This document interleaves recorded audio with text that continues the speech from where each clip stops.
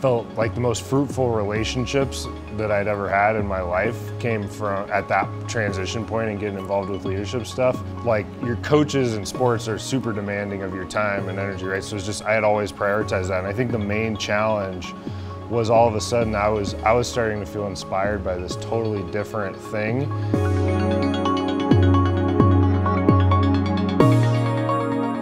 So I work at Gloo, Gloo. It's a tech startup in Boulder.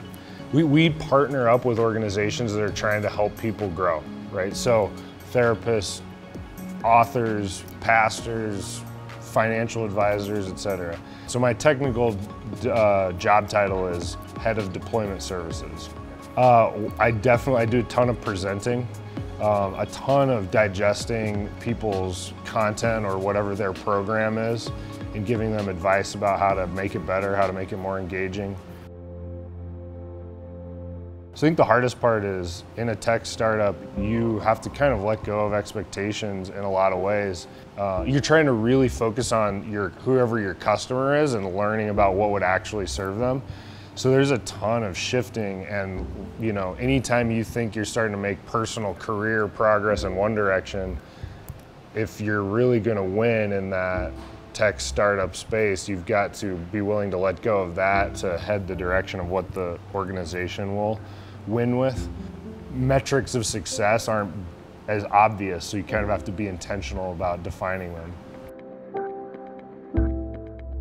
So I was, Mr. Sports. I played football and baseball, and that's really what I had done all the way up until really going into my junior year. I started doing the leadership stuff with student council, and that was interesting because it was the first time I felt like the most fruitful relationships that I'd ever had in my life came from at that transition point and getting involved with leadership stuff.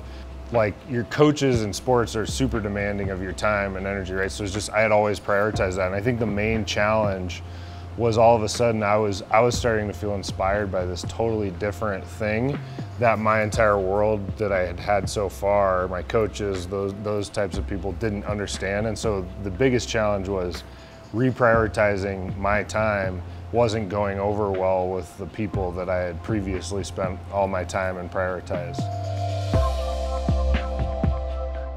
The things that we're experiencing with other people in trying to achieve a mission with them, being on a team with them and trying to achieve something, you're seeing there's a lot of commonalities in what's challenging there, right? And if you can learn about what's going on with other people, you can actually, instead of being frustrated, figure out how to leverage their different set of skills, right? And now actually have a more complete, stronger team in pursuit of a mission. You run into an obstacle, you stop, right? And you kind of let it fade away for a while. So it's turning it really into like a game plan and an identity that this is a thing I'm doing, I'm taking on, and I am committed to fighting through the adversity to get there. So I think it's trying to shift it out of aspiration and saying like, I'm a person who will do that or wants to do that, and into like, I am a person who does do that and is taking that on and will overcome the adversity that I run into. It's actually almost overwhelming how many great frameworks to start something.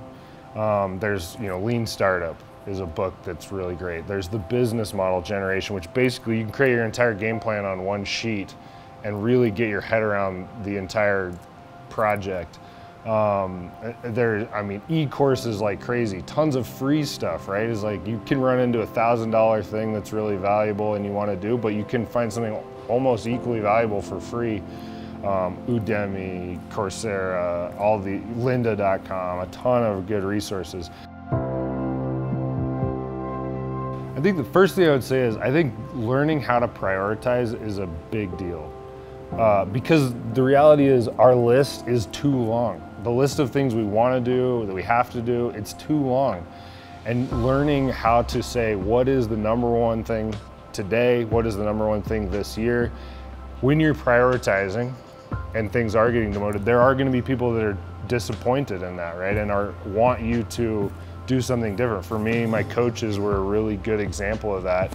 When I went off to the National Leadership Camp in Lake Tahoe, I missed a baseball tournament and my baseball coach was not happy. And it was tough because he was a authority figure in my life that I wanted to please. And so I had to learn that, hey, and when I'm pursuing my goals with intention, I'm going to disappoint other people in the context of their goals, right?